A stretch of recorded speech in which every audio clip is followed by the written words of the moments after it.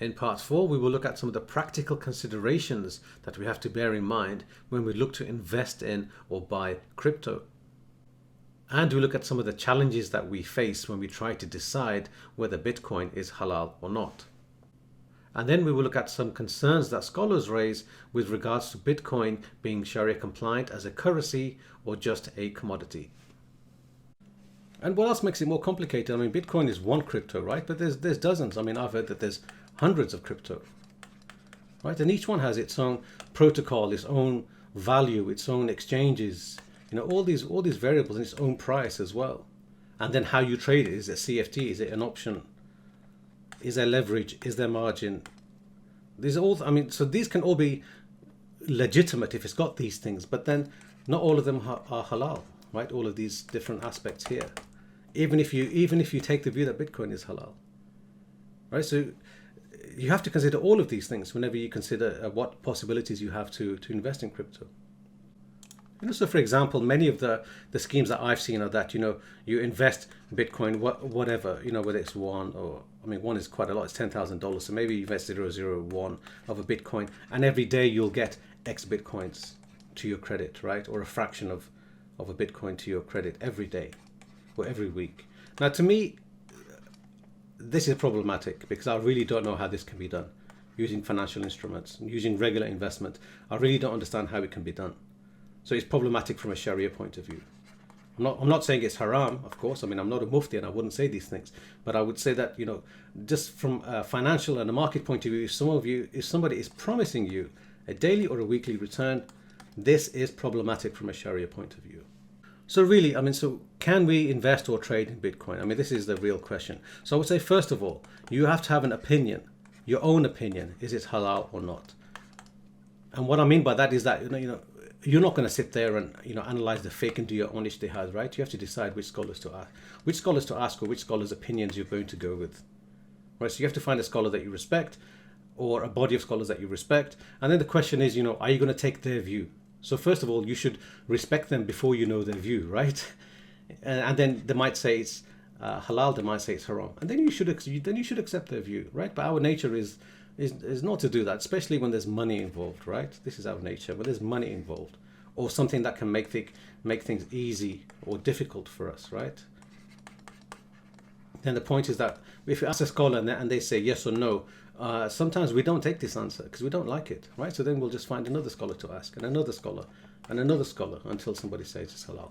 But this process is up to you. It depends on your own integrity, right? I can't speak for that. But if you've come to the conclusion that Bitcoin is halal, then my point is that, you've got to be careful how you invest in it. So whatever platform or broker or exchange that you find, ask a couple of questions. So first of all, ask them, am I buying Bitcoin direct, right? Am I the owner? So if you're the owner of the Bitcoin, that means, can you withdraw it?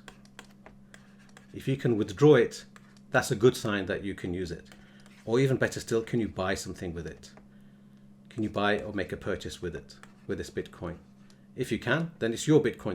Then you can use it, and that means the transaction that you have undertaken already is to buy it.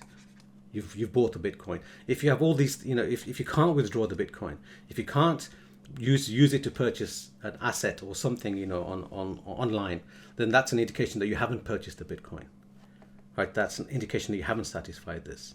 And other things, if you see language like margin, right?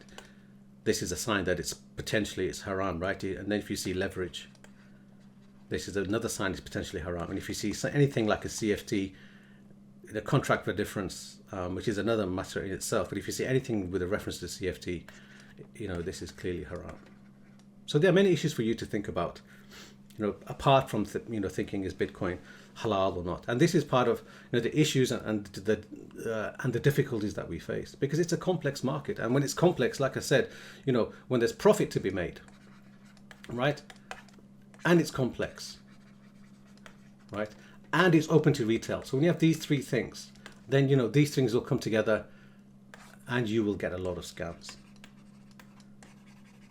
So you've got to be very careful in where you put your money. And is Bitcoin halal or not? Really, I don't know. It really depends who you ask. And some scholars will say yes, and some scholars will say no.